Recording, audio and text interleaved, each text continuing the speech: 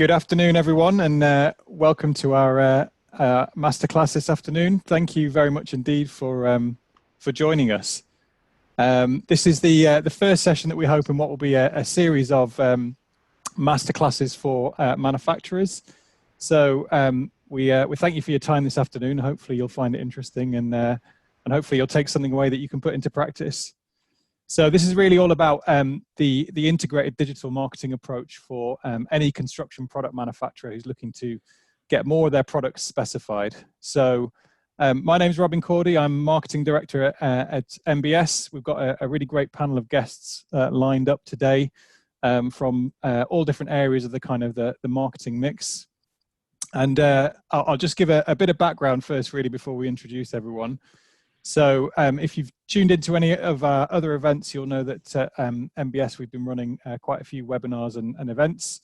And at one of our recent live panels, it was clear that there was a desire from construction product manufacturers to hear a bit more about the kind of new landscape in terms of marketing and taking their products to market and how they could reach specifiers and so on. So we don't want this to be about what a post-COVID-19 future looks like. We want this to be very much about the things that manufacturers need to do as part of their digital strategies to adjust, to develop, and how to make sure they stay competitive and keep growing their market share. So we're going to have an hour or so of discussions, and then we're going to take questions. So please do ask questions via the chat window as we go. What we'll probably try and do is cover those off at the end. We were inundated with questions last time, and we only had an hour, so we did decide to extend a little bit this time around. So we may not need the full 90 minutes, but we'll see how we go. Okay, so just really quickly in terms of what we're going to cover today. Hopefully everyone can see my screen. We're talking about the integrated digital marketing approach. And what we mean by that is the mix of different channels and streams that manufacturers need to think about adopting in order to reach specifiers and ensure that they're able to push their information and their products to the right people at the right time in the right way. Now, obviously, we know that the industry is going through a tumultuous period of change right now. And whilst there's a lot of probably doom and gloom out there, we also know that the government this week has just announced that they're planning to build. And you'll see, if you've been reading the press, that the CLC and others have really recognized the opportunity with digital to be a driving force of change within the industry. So that applies to all areas of construction. Today, we're going to be talking about that in a marketing context, but we know that probably around at least 80% of specifiers are working from home now, and that's not likely to change. We know that there's not going to be any return to live events or trade shows or physical CPDs anytime soon. So there's a real opportunity and a need for manufacturers to adjust their marketing approach and make sure that you're able to take the opportunity of all those different channels. So today is going to be a bit of a broad approach to covering all of those different things. So we're going to be thinking about the things that make up that approach, everything from social media to your website and content, SEO and pay-per-click, into digital product data, specification tools, and CPD. So if you think about the overall marketing funnel and the journey that specifiers might go on in order to discover your products, thinking about all those different stages from when they might first see an image or hear about your product through to when they might need detailed technical information in order to be able to incorporate that into a design. So the final thing I'll say is that we're keen to run a series of these, so we might do deep dives on some of these specific topics as we go forward. So another request, if there's anything you'd like to hear more of, maybe on future sessions, please put it in the chat, and we'll make sure we take that on board. So that's enough from me. Close the screen share. I'd like to introduce our panel. So we've got a really great selection of experts, as I said, from all different areas of the kind of marketing mix, for both kind of inside and outside of construction. So I'd like to ask everyone, first of all, to introduce themselves, and then we'll start having a bit of a discussion. So Jo, could I start with you? Yeah, hi, my name's Jo Wilmot. I'm PR director at Think Tank.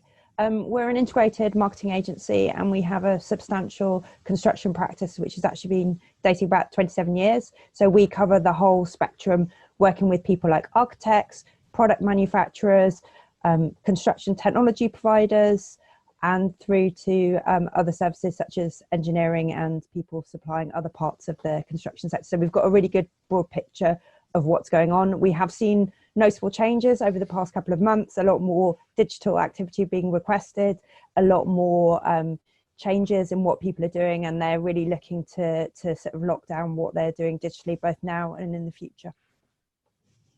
Brilliant, thank you. And next up, I'm delighted to introduce Joni from the RIBA. Hi, thanks, Robin. Yes, I'm Joni Tyler. I'm RIBA head of CPD, so I'm responsible for CPD policy, strategy, compliance, curriculum, and assessment. Specifically, I lead on the CPD Providers Network, have been working with NBS for more than 20 years to help and support manufacturers to deliver fruitful relationships with specifiers through RIBA assessed CPD. And certainly recently, we've been working hard along with our colleagues at NBS to transition manufacturers from the traditional in-house, live in practice lunch and learn over a Pratt sandwich to some transitioning to live digital delivery, still engaging with the specifiers, but in a completely different way. That's been really popular and fruitful for both architects and other specifiers and for the manufacturers. Brilliant, thank you. Thank you for joining us, Joni. Dan, would you like to introduce yourself?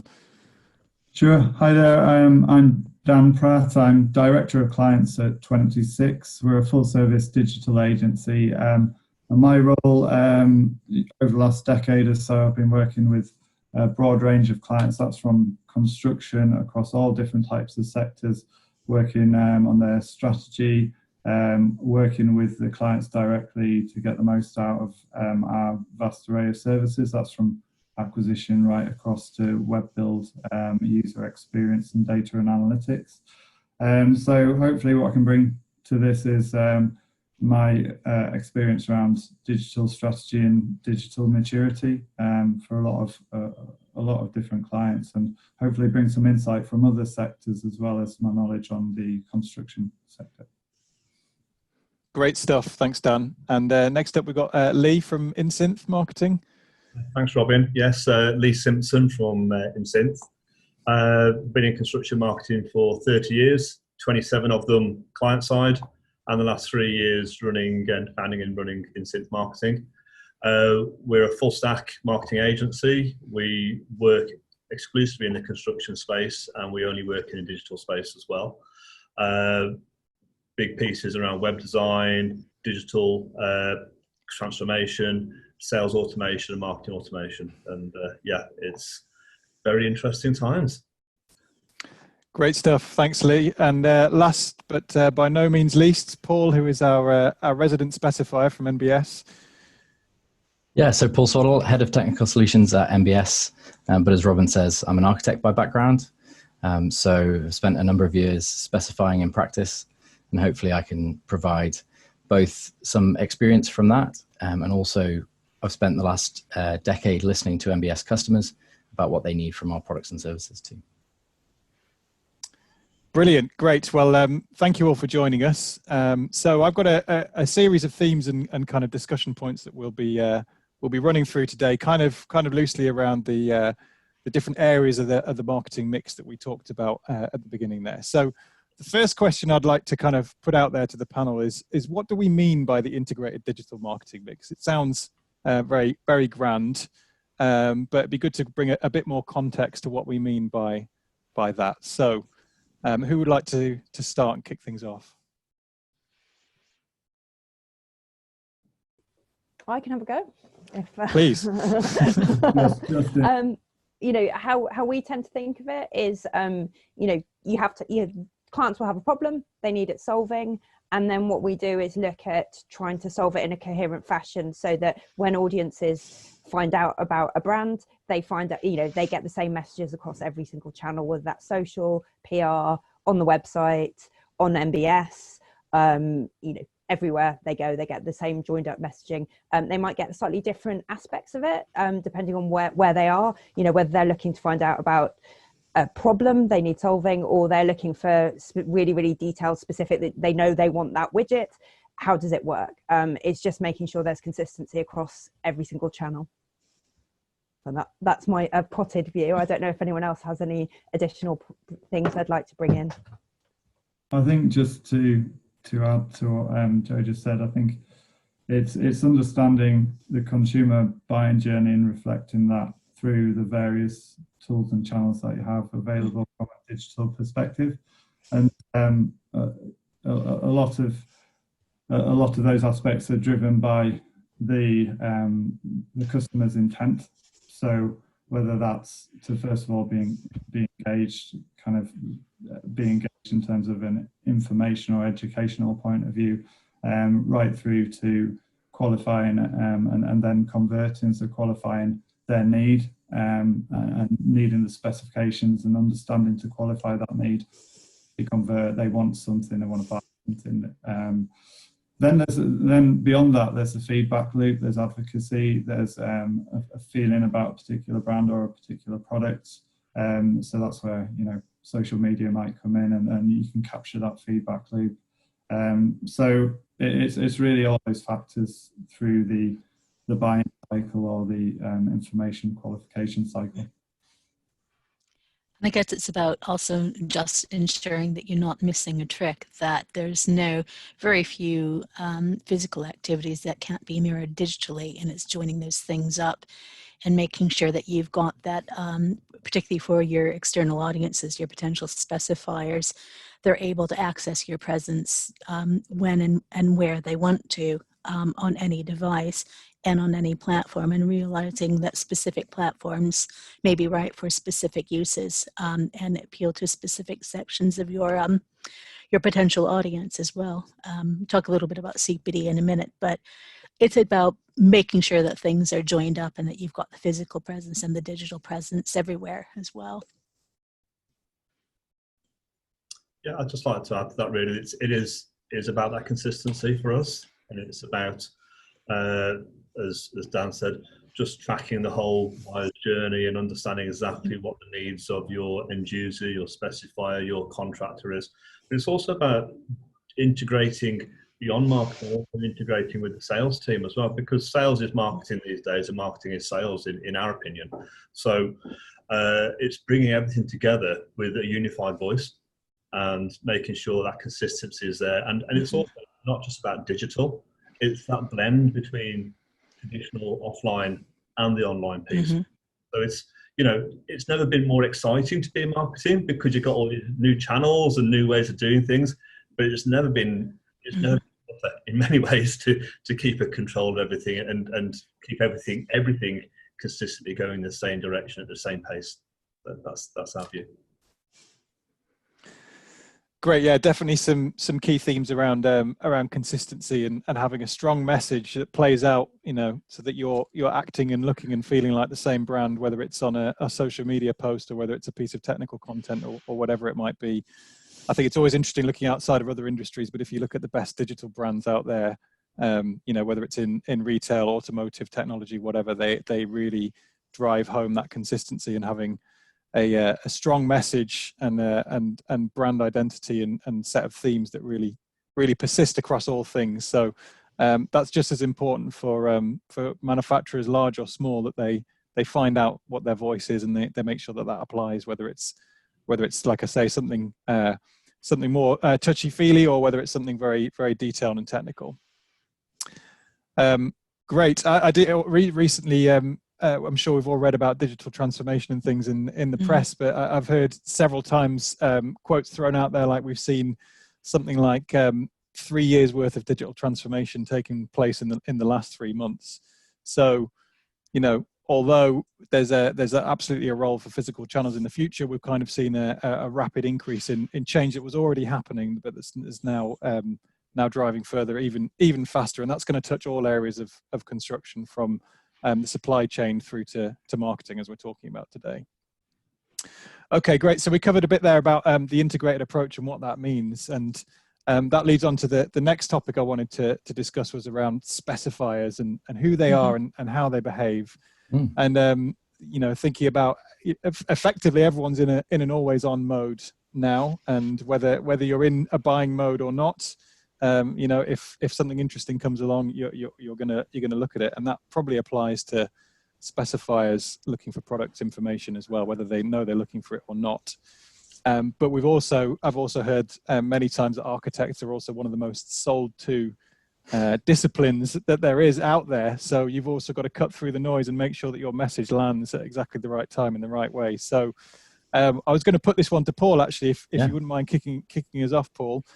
So how are specifiers behaving, and what are they looking for when they're coming to find and select manufacturer products?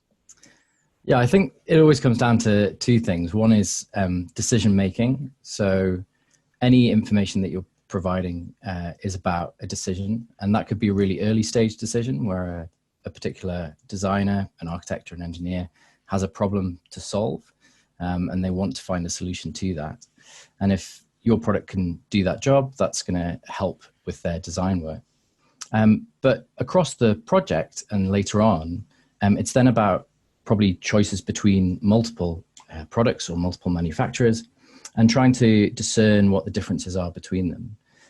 So from my perspective, even though eventually some of those decisions will come down to budget and cost, specifiers tend to be making decisions all the time. So if you can catch somebody at an early stage, it's about indicating what your solution can do. And then at a later stage, it's about how it differentiates and performs better than other competitors. Great, thank you, Paul. Anyone else want to join in on that one in terms of how specifiers are behaving and what they're looking for in this new era that we're in? Well, I personally think they're also looking for assurance about product performance and knowledge about your particular product area, the story that you can tell about your particular product, how you can help them design and specify safely, how you can help them innovate, how you can help them be inspired, and how you can help them with a project problem at the moment, or help them to think about future projects in tandem with what Paul was saying. And certainly a lot of the work we've been doing in the last few years since June 2017 is working with manufacturers to get across really clear and safe and accurate product information, so that specifiers can, in this new world, specify and use your product safely, and understanding how it performs, especially in tandem with other products. So they're looking for stories, they're looking for things that look good. Of course, still, they're looking for things that are innovative. Lots of our looking at CPD events over the last few years that people have booked, the things that are about bespoke and handmade are still really popular, sort of basic things that have always been there. But they're also looking about products, how products perform and how they can be used safely. So slip risk, for example, is going to be a really popular one, but anything to do with external cladding and the sort of incredible amount of detail that people need to know these days in order to design safely, that's going to work with them as well. Yeah, that's a really good point. I completely agree with that. I think the two aspects to that are probably safety in terms of structural stability, the fire performance, all of those aspects of the longevity for how long a product is going to keep performing at that level. And then the other thing that's at the front of a lot of our minds at the moment is about carbon and sustainability credentials. And I think understanding not just recyclability, but things like deconstruct, how things will deconstruct really easily, how things are using things that are made in the territory where they're actually being used, so that you're not importing and putting a huge amount of carbon price upon those materials. I think all of those are quite likely to be more popular than ever as we come out of this kind of crisis as well. Oh, definitely, particularly considering the so many practices have signed up to the climate challenge and the the whole notion of climate literacy, which at the RIBA we're pushing more and more for our members to embrace. So those would be issues that they're going to be looking for as well within your product story and your digital product story. I think they want it easy to find as well. I think that's something that cannot be underestimated. I mean, there was the MBS CPA survey at the end of last year, which said that, specifiers were a bit frustrated with not being able to access manufacturer product information easily, and not having the information consistent between the website and other platforms, and it just being a bit of a headache. So I think making it easy is something that will really, really count in your favor if you're a manufacturer, thinking about the specifier, what they want, what they need. And, they're under a huge amount of pressure at the moment. Many practices are having to re-specify jobs. They're not necessarily being repaid for that. And so, be nice to them, be kind, help them out. And I think the knowledge they're hungry for as well. It is a changing world. There are a lot of changes going, on in their world. There's the new plan of works, there's new building safety regulation, all of that. They want information that will help them and keep them safe so they can make the best decisions possible. There's a great deal of anxiety out there. So I think supporting them will go a long way. I think just touching on that ease of finding information, just looking across the industry and the vast array of manufacturers, options, products, information is disparate, and having the luxury of working across different sectors, you look at particular retail sectors, and they've been so dominant online in digital that actually the digital space has defined itself into a really efficient and streamlined solution for retailers in certain sectors. So you've got huge aggregator sites. So we're not talking about specifiers, but just general customers can go to an aggregator site and find the information all in one place. In construction, there isn't that luxury in the same streamlined and efficient way. So that's the opportunity. It's to find aggregated information which brings specifiers and manufacturers together, and therefore the decision's made easier. And then it's how you showcase that information based on the motivations, based on safety, based on sustainability, based on these kind of themes around the solutions, which will actually cut through the noise. Because right now there's lots of noise, lots of great information, some poor information, but actually finding and doing the work to distill that is quite difficult. It's quite interesting, really. I think, because I echo what you're saying there, Dan and Joanne. But I think there's a mindset still within the industry that, I was meeting with a new client just this week, and just reviewing their websites and reviewing their information and the content they got available. And he said, just go nip out to the car and get something. So he came in and with this pack of information. I was like, okay, I've not seen this before. Oh no, we don't put all this information on the website. I don't want our competitors to see it. And what about specifiers when I see it? Well, yeah, that's an opportunity for us to go and see them. I said, well, hold on, we're going digital now. It's on demand. People expect it's not a luxury. There's an on-demand shift in the way we are as society. We can choose what TV we watch, when and where and how, on your phone, on your iPad in bed or whatever. And people expect the same sort of service from everyone. And we're all consumers. We get these wonderful experiences as consumers from the big brands, the Amazons, Apple, people like this. So why shouldn't we, as construction marketing professionals, be aspiring to deliver the same amazing experience for specifiers, contractors, distributors, and end users, DIYers as well? That's a challenge I have, but it's a mindset change. The technology is there, it's established, it's mature, it's reliable. We've just got to change the way we approach the market now to be super helpful and deliver a great experience. And just on that point, those conversations or those opportunities to have the conversation about your product and to give that extra bit of information that you might be holding back, those have been cut off. So they're moving online, they're moving into webinars, they're moving into forums, they're moving into kind of social media. And that hasn't been defined fully yet because everyone's been thrown into the situation. So there's a huge opportunity there to translate those conversations in a different format, in a digital format. And at the moment, you know, there are examples with other sectors. It's the sharing of information, the openness of information, but it's not fully being defined within construction. And I think chat tools and things like that, making, you know, when people have a query, they want it answered now. They don't want to wait 2 days. They don't want to ring someone up, leave a message. They want, you know, they just want to drop an email, have a quick chat. You know, again, they're used to it as a consumer. You know, when you want to return your parcel or you haven't got your refund, you're used to being able to, you know, get in touch with Amazon.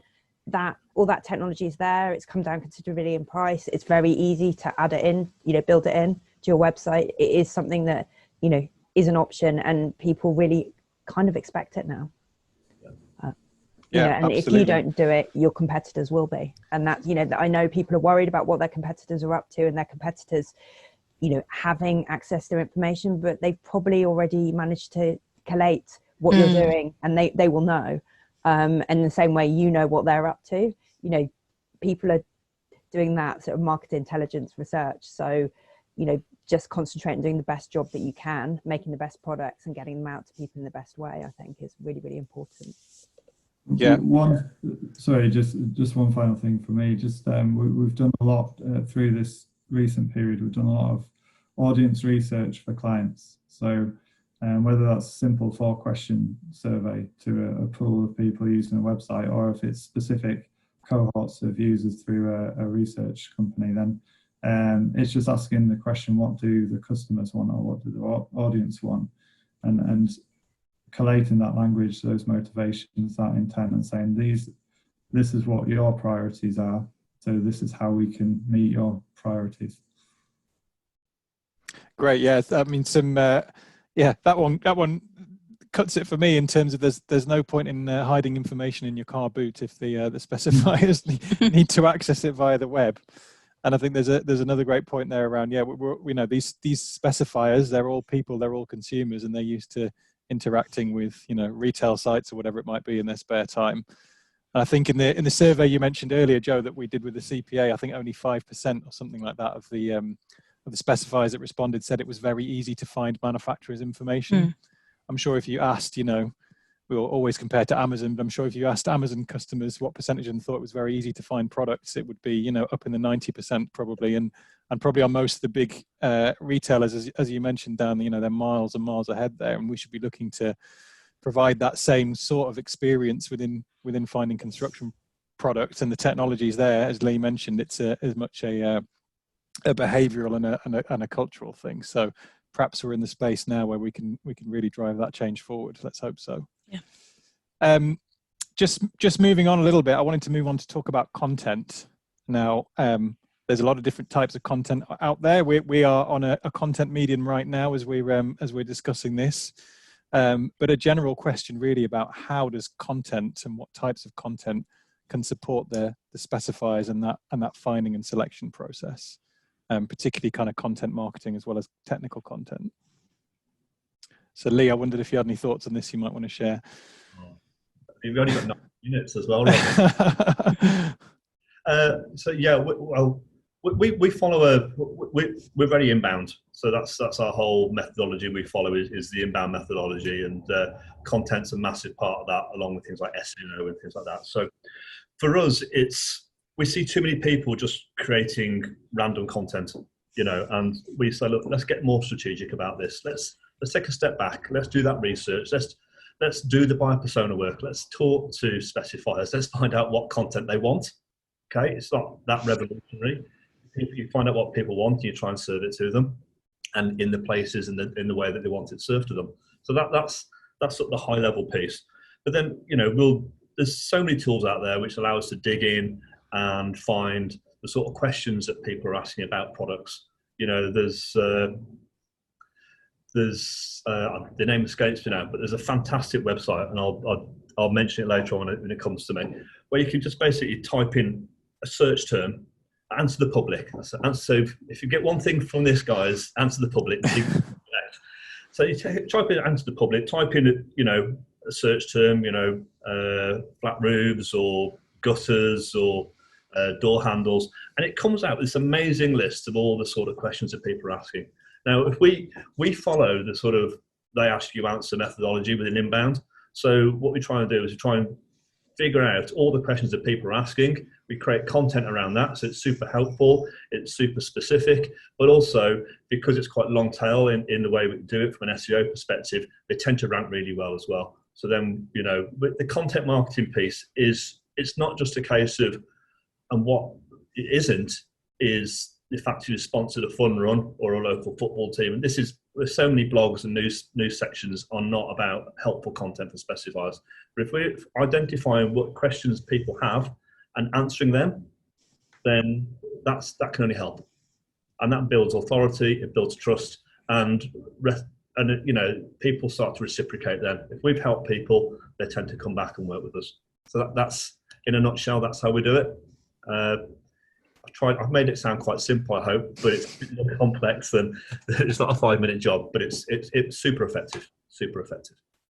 I think, yeah, you've hit the nail on the head, and I think it is simple as well, in that realization that you're answering questions, you're answering people's needs. I think, you know, Google's referred to quite often as an answer engine. It's not a search engine. It's, you know, people now can get an immediate answer for a lot of the questions on Google, and there's a practical element behind that. You know, a lot of their the technicality around the algorithm is based on different understanding the context behind the content that you put out there. So it's incredibly intelligent in understanding the intent of the user and displaying the right information. We've seen ranking pages change overnight as demand surges for particular products, whether there's a purchase intent there. So you can see a search result page change with more ads, with more shopping ads, with more purchase qualification kind of people also answer boxes and everything. These are all features within the search engines, and it's a reflection of how powerful content can be with the right structure. I think just to kind of move away from the question answer qualification information side of things, more on the emotional side of things, I think we're able to get a great deal of insight from search engines in terms of what people are wanting to find out, very practical elements, information, specifications and things like that.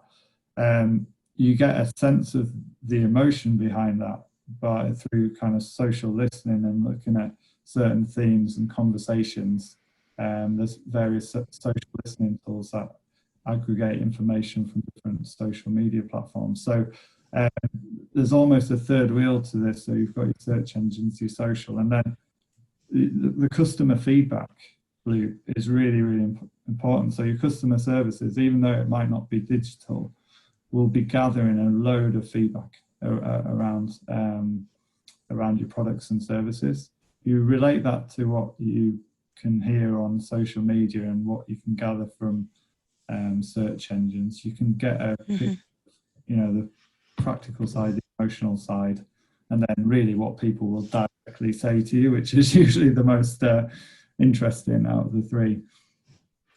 Of course, you know, if you can do this quickly and agilely enough, you can also term it as learning. And people really, really hungry for learning content at the moment, digital CPD content, and the sorts of things that you have been describing can be termed little pieces of micro-learning that you could push out very quickly, so you can gain your insights from your searches and from the customer questions, and just do really, for example, things we've been doing at the RIBA are very quick daily half-hour Q&As with some of our CPD speakers, pre-scripted a little bit. We ask them questions, but it's a really easy way for people to very quickly consume some CPD on a particular topic and see your branding and gain your insights as well, and sort, you know, cement that relationship they might have you in longer form CPD as well.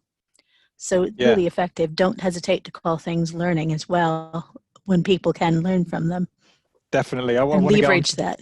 We want to get onto CPD in a moment, actually, and have a good conversation about that, because it's an area that's changing so rapidly. Just before we do, Joe, I was going to ask, in terms of content and having that, that consistent voice and that consistent set of messaging, how do manufacturers need to adjust their messaging right now to make it relevant, and how should they be pushing that out?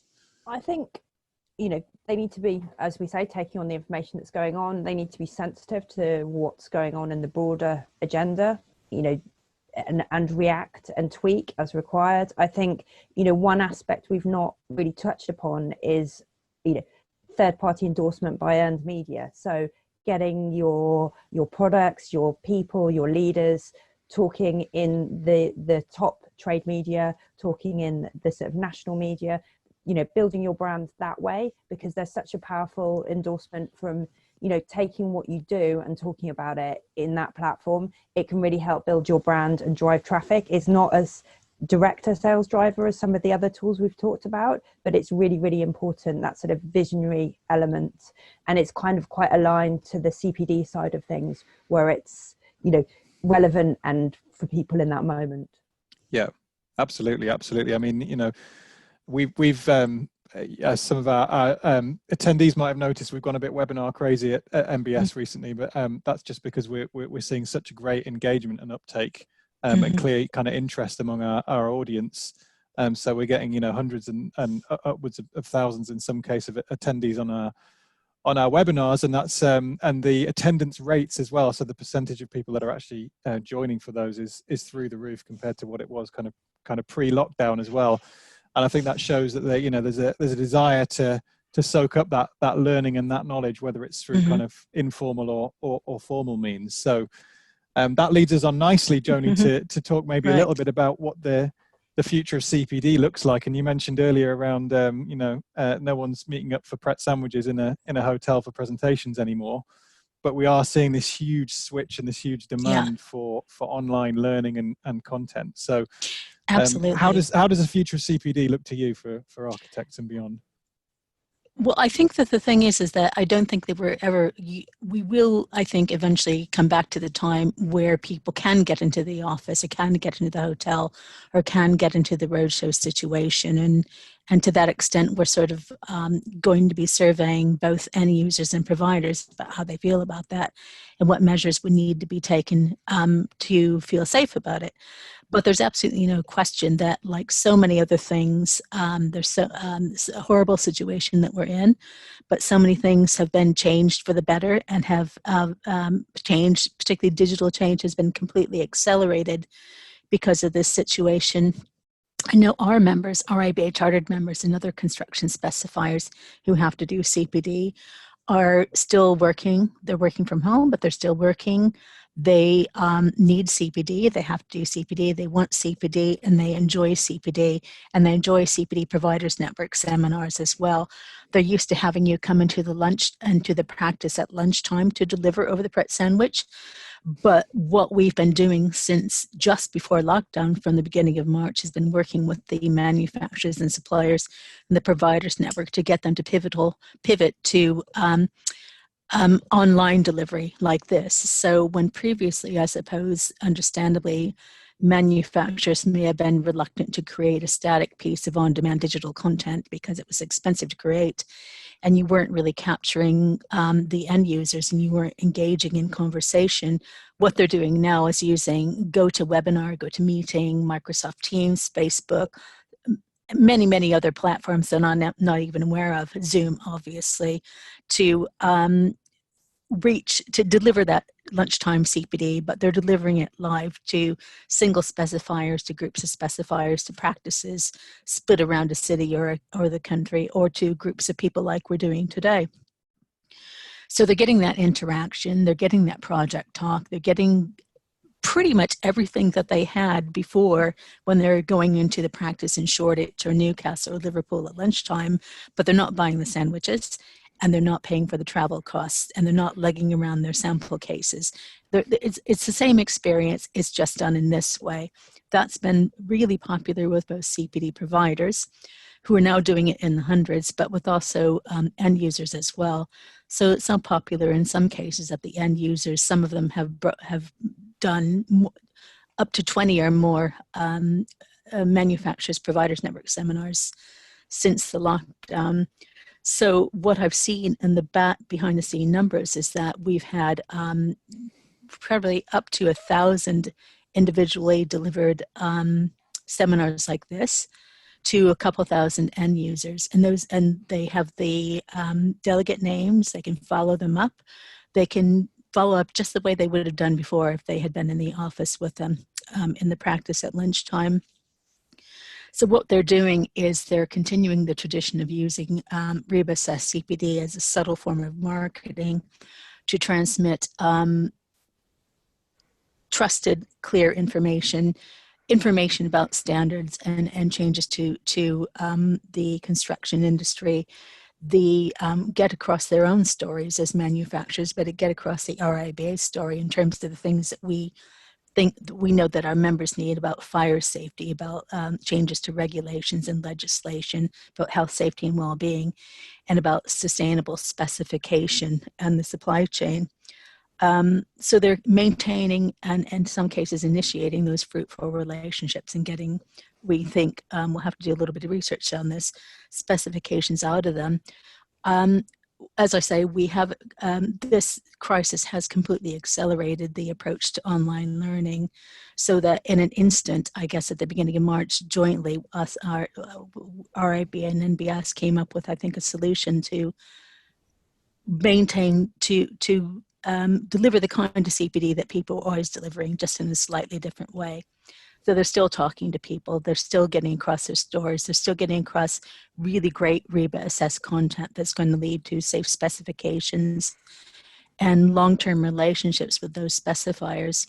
I think going forward, there's always going to be a mix of face-to-face and online CPD of this sort, but this kind of sort of live virtual CPD by meeting and events platforms and conference platforms lets you have that a similar relationship to what you would have done before. And in fact, it probably also broadens your audience into a more international, a more global audience as well, and people who want to access your CPD at different times.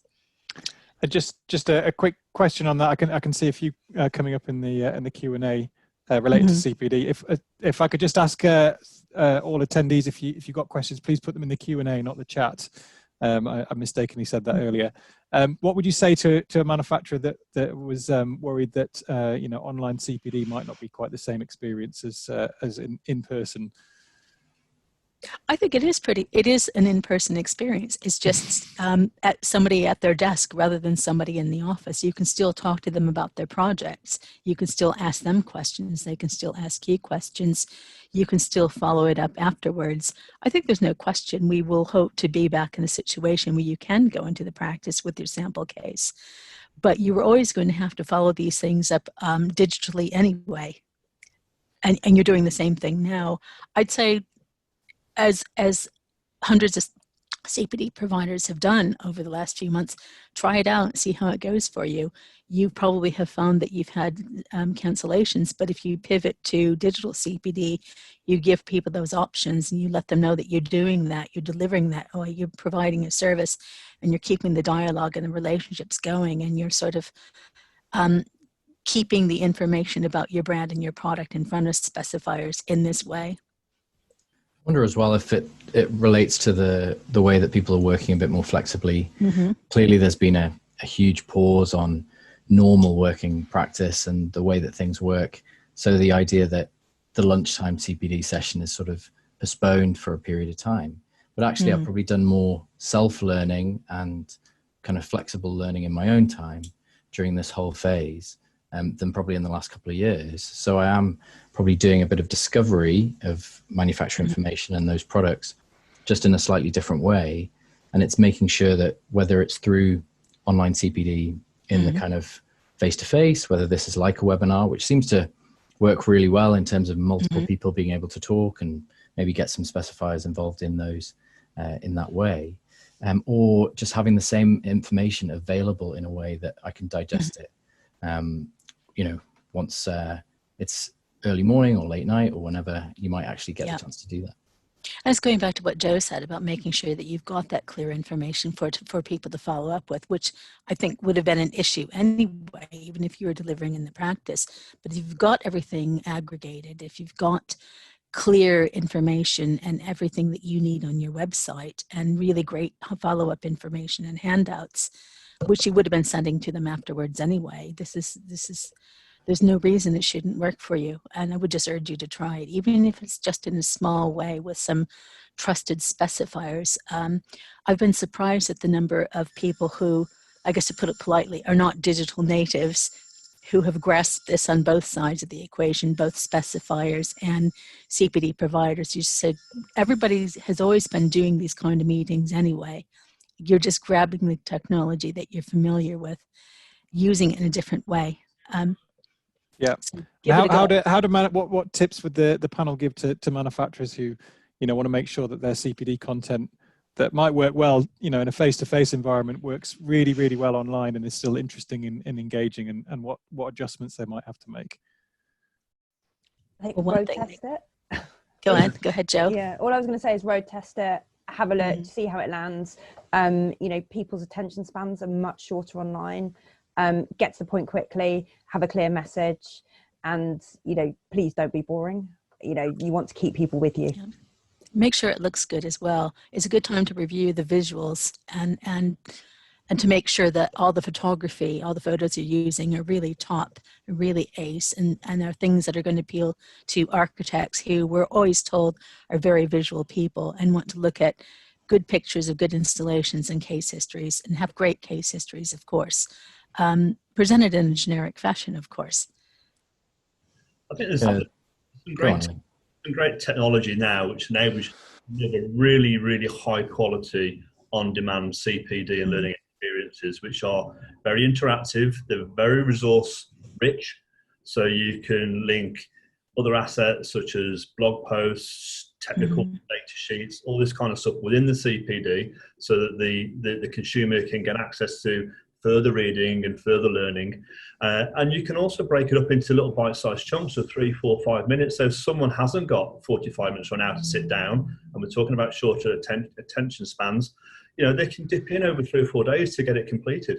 So there's a wealth of new technology out there which is enabling a completely different experience than just pressing play on a video and sitting there and watching it.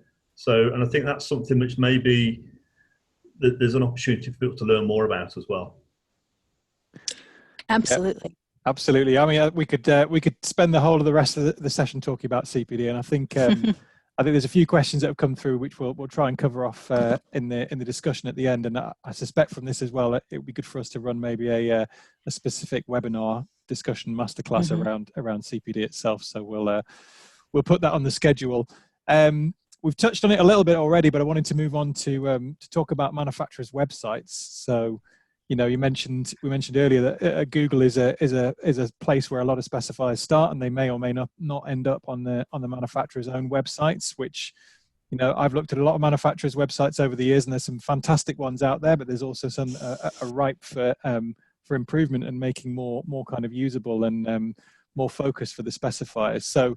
Maybe Dan, if I could start with you, how should manufacturers ensure that their websites are findable and easy to use? Well, I could talk about this today. I think the best advice I can give is that there are platforms and standardizations which perform incredibly well across multiple sectors. So if you're a manufacturer and you can deliver direct to consumer as well as B2B, which a lot of manufacturers can, the e-commerce element, there are platforms that deliver a really clear, clean e-commerce experience. For example, Shopify, BigCommerce, and it doesn't need to be reinvented every single time.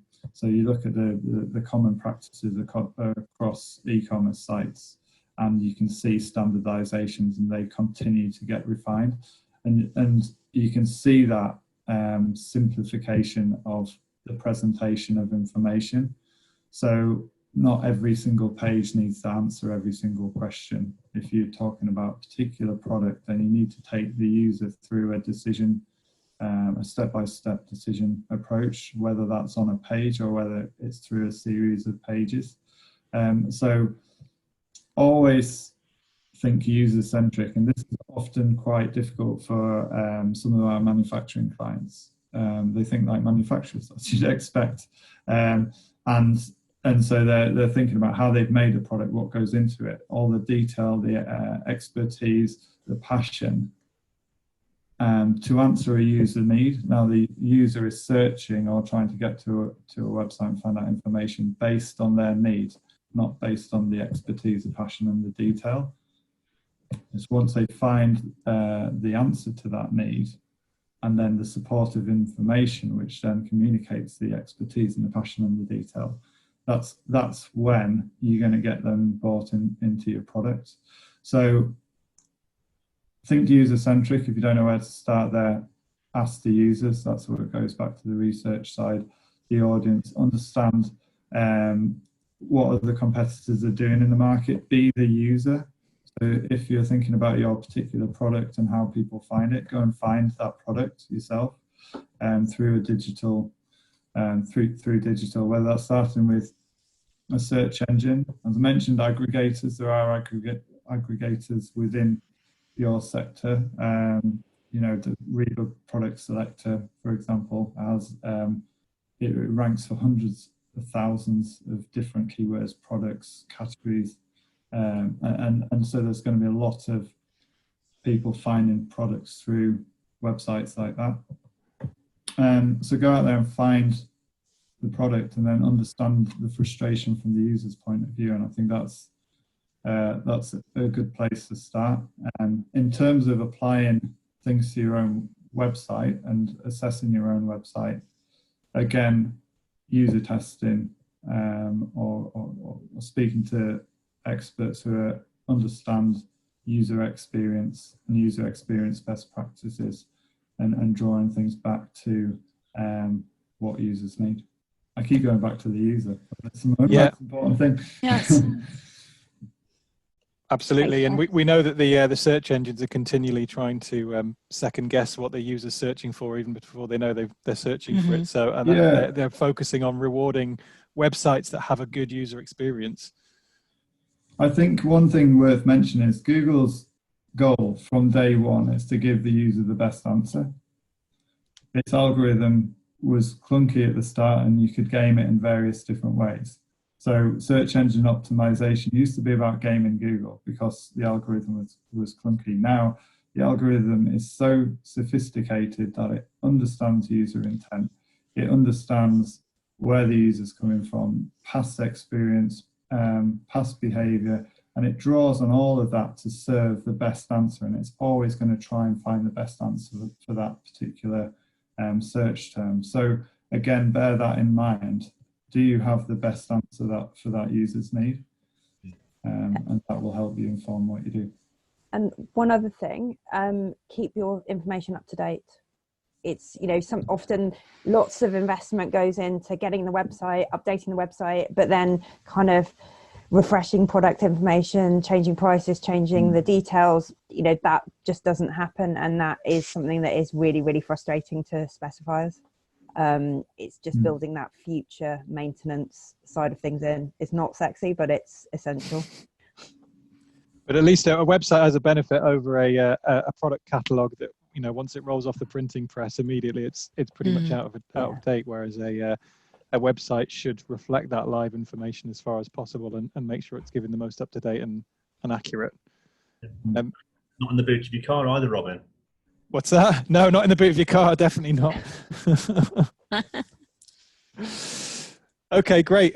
We just got a couple of things to cover, and then we'll jump into questions. So I wanted to talk a little bit more about the specification process and kind of what the future of that looks like. And we've seen a huge surge in usage of our cloud specification platform, MBS Chorus, which was already getting good adoption. But like I said earlier, the acceleration of that transformation, we're really seeing most of our specifiers now pushing into the online world and using collaborative cloud-based tools. But I guess I wanted to put it to you, Paul, as to, you know, Yeah, if you could maybe give a view to the audience as to what the future of specification process looks like, and how manufacturers need to be part of that. Yeah, absolutely. I think you've identified there that a lot of things are moving to the cloud.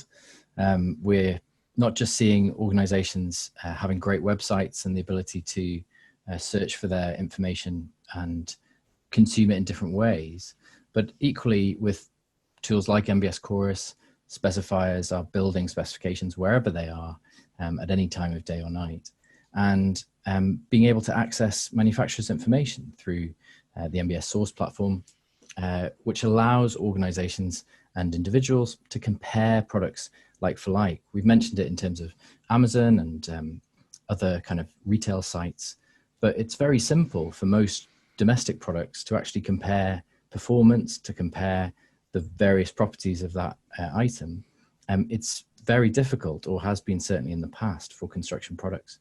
But it's about being able to, at the later stages of specification, compare like-for-like properties very easily. And certainly that's what MBS Chorus and MBS Source are aiming to do. I think the other aspect is that it changes across the timeline. I know that there's been a couple of questions about substitution and how contractors and others will be involved in this process. And realistically, design teams and engineers and architects are trying to provide the best possible solution for the clients in terms of their design. And at a certain point, there will be other involvement in that particular process in terms of trying to determine which product actually gets used. But if you can really encourage an architect or an engineer to have a really good understanding of why your product differentiates itself, then it's much more likely to be retained and not substituted out. Great, yeah, we're going to move on to talk about data in a moment. But I mean, you work a lot with some of the biggest practices out there, Paul, and the consistent theme that we hear from them, and I've heard from them before, is we want standardized, structured product information, just like you would see on Amazon. If you pick 3 TVs and compared them side by side, you could see, you know, which one used most power, which one had the brightest LEDs, or whatever it might be. Yeah, that's the experience that specifiers want in construction products, isn't it? Precisely, because it's often about how different people's needs will be. So in the same way as comparing televisions for different properties, you know, in terms of their size or their energy rating, it's exactly true of construction products. The requirement for your hand dryer may be how beautiful it is, it may be how loud it is, and both of those are incredibly important properties. But being able to compare them very quickly in a structured way, it's just about having all of that information available as easily as possible. The more difficult you make it to find those properties, the less likely those products are to be compared. Yeah, I think that touches on the integrated point as well. You know, there's you know, that information should be available on your website and within within NBS, where we have specifiers looking to make decisions, and at any point where a specifier might need it, really. And the technology exists for that to live in a single source, and for you to be able to push that out into lots of different places so effectively that you know, you have one data source that can serve different channels. But from my experience with specifiers, you know, they might want that visual information or that tactile look and feel sample early on in the process, and they might make a product decision then, which is then going to get recorded in the specification later down the line, or they might find it during their research stage, or they might make the decision at specification stage when they're actually writing the nitty-gritty of what's going to go into the asset, or by using digital BIM information during their design processes as well. And that's where we talk about that integrated consistency of integrated digital marketing. Doing all of those things in a consistent way and providing them in all the right places is really the key to success. Leigh, have you got a few thoughts on that as well in terms of the specification process? In terms of getting information to specifiers in a structured way? Yeah, absolutely. And the final point really actually was to talk around, you know, what kind of product data manufacturers need to provide. So it'd be good to spend the last couple of minutes discussing that. Well, yeah. So I'm guessing, and it is, you know, it's going back to what we said throughout the whole piece. is getting closer to specifiers and finding out what information they need and what format they need it in. So don't make any assumptions. You know, from a marketing perspective, it's our duty to own that relationship as well as it is the salespeople's duty to own that relationship. So it's not playing second fiddle to sales and being told by salespeople what they need, because that can sometimes be self-serving for the sales team. So really understanding what a specifier needs is important. Given that information as clearly as possible, as easy as possible, taking as much friction out of the process as possible. So, you know, one thing we do with a lot of businesses we're working with is we try to ungate everything. So take as much as you can from behind forms. So you've got the perspective. Some people want to hide information, so it has to be delivered face to face in person by a salesperson to try and control the relationship.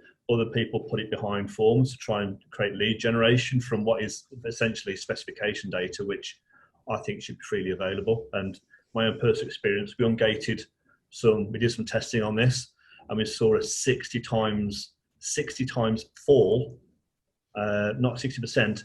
So one piece of data got downloaded 180 times 1 month.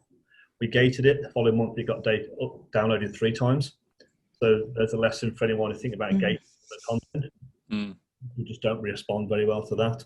So just make it easy to access, clearly available on your website and other platforms where specifiers are using, such as the MBS platforms and other stuff that's out there, and just give it in all the ways that people could want it. If they want it on a PDF, give it a PDF. If they want it in a bin file, give them it in a bin file. If they want it on the back of a postage stamp, send it on the back of a postage stamp. The customer's king at the end of the day, guys. Customers are king. So whatever people want, identify that, spend a lot of time discovering that, get your buying personas right, that will give you that information. And then from that place, you'll know. It makes it easy. Do that research piece. It makes it easy to deliver the right content in the right way, in the right time, and create a great impression. So that's, keep it simple. Yeah, the other thing I'd say about that is that obviously, as manufacturers, you are the experts in your products and you know them better than anybody. So how you choose to describe that information, whether it is technical content that goes into case studies and how it's been applied in the past, whether it's the technical information and describing how it does differentiate from other products, whether it's literally the early stage, compelling advertising type work that you'll need to do to get in front of architects and engineers. All of those have their value at different stages of the project. Absolutely. That's right. Great. And just finally on that theme before we move on to the questions, in terms of organizing product data, often in the ideal world that a manufacturer would have a single source of their own internal product data, which they then make ready for external audiences, which they can then push out onto their website, into NBS, into any other sources. But we know that a lot of them struggle with their internal systems and so on. Just coming back to, we talked about retail earlier, Dan, are there any parallels or any learnings that we can take from there as to how manufacturers can address that not insignificant challenge of organizing their data?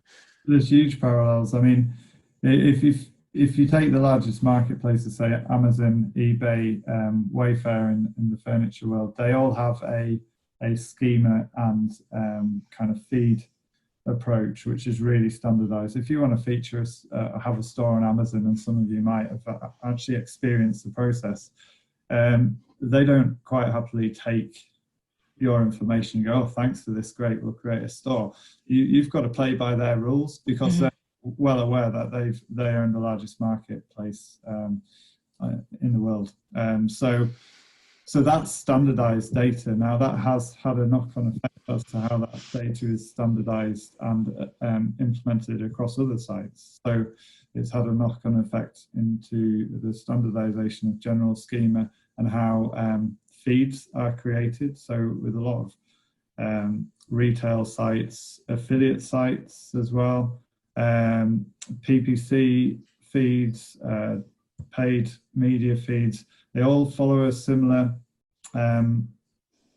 structure, and you can get master feed management services as well, which basically takes the data and then applies it to ensure that your product data can be delivered in a consistent manner across all sorts of different websites.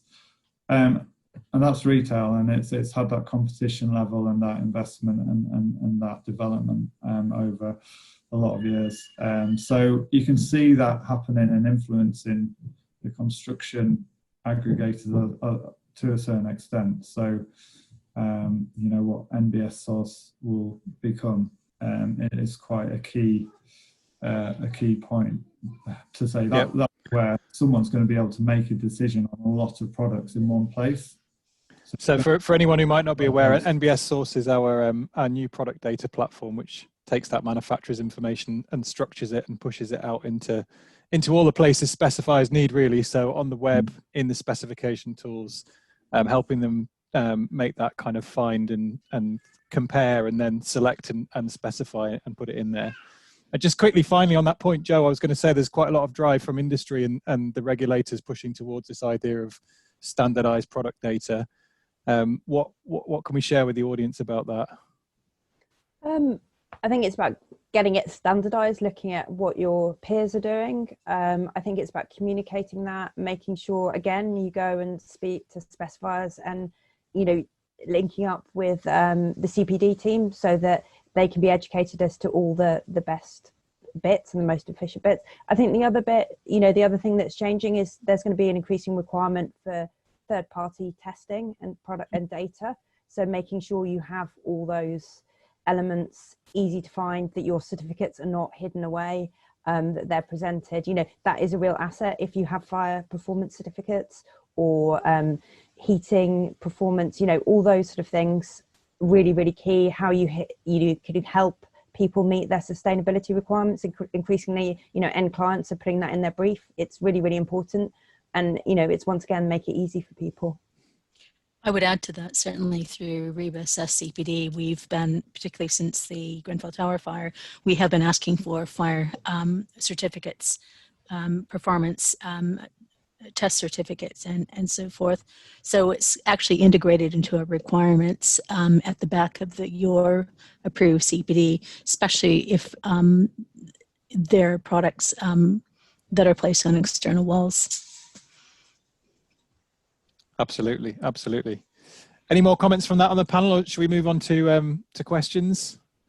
We've got loads here, guys, and we've still got a fantastic number of people dialed in. So thank you for sticking with us through this. It's been a great discussion so far. So what we'll do is I'll summarize a couple of questions and then we'll address them in turn. And if we're not able to cover any now, apologies for that, and we will make sure that we get back to you in person to give an answer. The first one I'm going to put to the panel from Vitas. Manufacturers' marketing is often misleading and creating hype that distracts from shortfalls on performance. Cutting through marketing can be the hardest task by specifiers when they need to make a reason based on technical arguments. How do design teams handle that process, and what do we need to do about that? I mean, quickly from my perspective, I think we can go back to the idea that every type of information has its place in the process. And whilst it might also be worthwhile having the kind of marketing driven aspirational aspects to the content, it's just as vital to have the technical properties available in a really clear and structured way to allow that comparison to take place. So yeah, being able to, it is tricky for some to get through the spiel to get to the actual facts, but specifiers are looking for truth and are looking for the information in a structured way. And I think good marketing isn't misleading. You know, you shouldn't need to play with words in a difficult way, you know, saying accordance with, you know, all those weasel Absolutely. words. You know, people are wise. People are wise to that now, aren't they? We're better than that. Yeah. You know? And certainly, but what we do, we're working with you on your CPD content, is helping you to get over that clear, unambiguous, accurate, safe information. So we're helping you to unpick those things that somebody might find ambiguous or troubling or a little bit confusing, presenting your CPD in a very clear, safe, accurate way, which is much better marketing in the end if you're actually giving people the truth and the true information about your product and how it performs, particularly in specific situations. It conveys more trust, I think, and reliability. We talk about the specifiers hierarchy of needs. So it's a bit like Maslow, really. So at the base of this sort of pyramid, you've got like the budget, the cost, the technical performance, sustainability, etc. And it's the table stakes for getting onto a specification. I think you've got to start there really and work your way up. So make sure that anything that you do from a marketing perspective, you don't go to the top of that pyramid, which is about inspiration and legacy and things like this. You start at the bottom, you work your way up in a sensible and a fact-based manner, which can be challenged and will stand up to scrutiny. Exactly. That will deliver. That's what good marketing is. Because if you're a marketeer and you're just putting out fluff and flannel about your product, all you're going to do is you're going to generate a load of poor fit leads, waste the sales guy's time and build up a really bad reputation in the industry. That's not good marketing. And I think the specifiers can no longer take the risk with those things as well. That's sort of the basis of what we call our specification essentials for getting your CPD accredited. It's about giving the people the essential, accurate information that won't get them into hot water or lead to failures or worse. There's a place for that as well. And I think, different product sets have a different balance of motivations, emotional connection. So because we work with quite a wide variety, you can have a fairly basic product. We work with Yorkshire tea, and everyone likes drinking tea, right? And other than Yorkshire tea, but they've done something with their brand which puts personality against a relatively straightforward product. But they didn't need to do that. People will still buy tea. People will still buy tea. It's just balancing the need to add any inspiration to a product that really has a practical purpose. And if you do that purpose the best possible way, then that has me sold for certain products. So I think it's knowing that balance.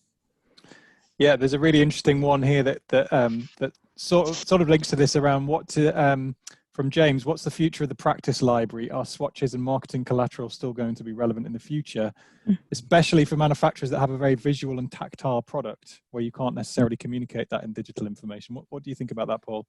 Yeah, it's a great one. I think I'm old enough and was in practice early enough to have seen the old manufacturer's library with catalogues galore across alphabetized shelves. And certainly the evolution of websites over the last 2 decades and the development of digital information has done away with a great deal of the literature side of that. But there will be some products where a tactile physical sample is still going to be incredibly important. But they do tend to be specific types of products. And even whilst that may be true for helping decisions on color or textures in the long term, at the very early outset of the project, there's still so many properties that are more important and that are helping you to define which product you'll actually use. So yeah, I still think there's a future for those. And there's some beautiful materials libraries in practices across the country, but probably just for very specific products. And there's a great opportunity for marketing integration there, isn't there? So on a physical sample, put the unique URL, or if you think QR codes are relevant or whatever it is that allows you, the specifier, to then look that up and get all of the technical properties and information about that product straight up. So they've got the physical and the digital right next to each other in one place. And that's really, really nice example of what we mean by marketing integration. I'm sure the tech's there to do it with AR, so you can actually hold a sample up. Absolutely, yeah. Get a wall and see what that whole wall looks like with this finish. There's so much with tech. It's such a great enabler. One thing worth mentioning there is that case studies are really important there too. So when those things aren't as available and physical samples, if you can provide an example of where it has been used, even somewhere that somebody could visit, that's incredibly useful too. Especially with a great photograph. Preferably Absolutely, with a great photograph. Yeah. Of course, yeah. Always have for photography, guys. Always.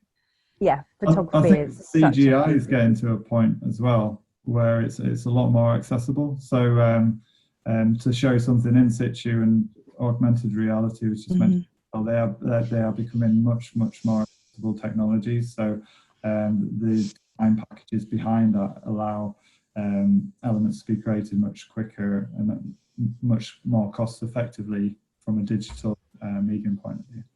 Just throw something out there very quickly is that some of our CPD providers, some manufacturers are having virtual showrooms accredited, or they're doing them anyway. So that's a really fantastic way, particularly you've got something really beautiful like lighting or tiles or handmade tiles, doing a virtual showroom tour for people, even when we're at the point when we can visit physically, it's a great idea, you know, and I think that you can use digital technology to do things that you may not even be able to do in a face-to-face situation in that sense.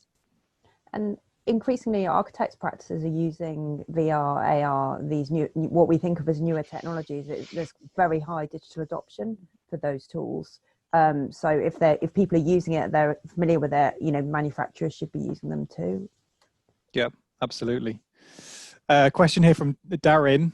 I hope I've pronounced that correctly. As a manufacturer where there's another competitor, how best is it to get the information over that shows a good and equal comparison with competitors out there, i.e. side-by-side comparison? Well, without wanting to plug too much, that's what we do with MBS Source, isn't it, Paul? Yeah, exactly. I think the answer to that question is when we come back to structured data and the ability to compare like for like. So often one of the problems there is that people may have huge amounts of data about their products, but it's very difficult for an end user, a specifier, to actually find the piece of data that they need. With MBS Source and with comparison websites generally, what you're doing is being able to compare two like-for-like products on the criteria that's most important to you, whether that's insurance or televisions or in our case, construction products.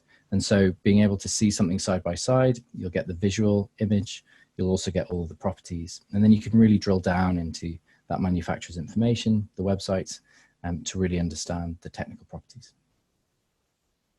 Yeah, great. And just touching on both that and the point raised about misleading marketing earlier. I mean, that was both of those things specifically highlighted in the Hackett report around where, you know, items where the industry needed to change and make sure that there wasn't the opportunity to mislead people with marketing and to provide that absolute transparency of, you know, critical information about a product's performance so that the right information could be provided and so that it could back up and support the decisions of the design team. Got time for probably a couple more questions that we'll cover off now. There's a couple here around the relationship between sales and marketing. So maybe perhaps where you have a very sales orientated business and perhaps the sales teams believe they know best. You know, how do, this is from Charlotte, when you can't necessarily link these results to direct sales, or at least can't link them accurately to sales due to reliance on the sales team reporting, how does marketing make sure it's able to demonstrate the value of these activities that we're talking about now? Can I jump in there? Yeah, go for it, Leigh. Well, we use some quite cool software which is really good for attribution. So you can understand all the different touch points that goes across the buyer's journey, whether it's social, whether it's website visits, whether it's sales meetings. You need that sort of holistic platform at the heart of your organisation to be able to get that attribution and demonstrate success of marketing. But a bigger question is, why are you competing? You're both on the same team. So why is it sales have won it or marketing's won it? You're both working together and you're both aligned and you're both working the same plays together. Then who cares? It's a sale. You're growing your business. You're protecting your jobs. You're able to reinvest in new product developments and more great marketing and more great sales. It's a win. And a couple of other points. You know, I'm a PR practitioner by background. We're always asked how do we demonstrate results? You know, how do you prove that PR works? One of the ways that we find very effective is by using the AMEC framework, which looks at you know, the outcomes, you know, and outputs. So it's not just measuring press coverage, but looking at things like, you know, how many downloads, how many website visits, all those other elements.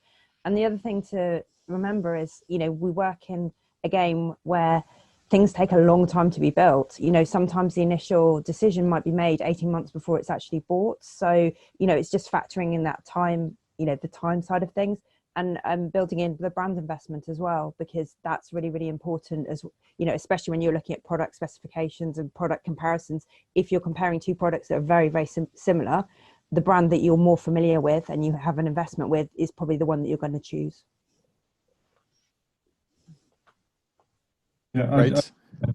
Sorry, Go on, Dan. just touch on, it's one of the original things we said about the customer journey, and the customer journey might end with the sales team, but it might start with PR, and placing the same expectation against different activity or different sets of activity, you naturally start to get some competition, whereas actually they're different stages of a journey, so they should be measured in slightly different ways, whether that's kind of how many people you reach and the awareness and the interest that you get, through to qualification of lead scoring. And that lead scoring can happen online as well as offline. So a lot of sales team have their lead scoring metrics. Well, just pair those with online lead scoring metrics, whether someone attends a webinar or downloads a specification. You can measure all this and you can pair it together. So there's no need, as Leigh said, there's no need to compete.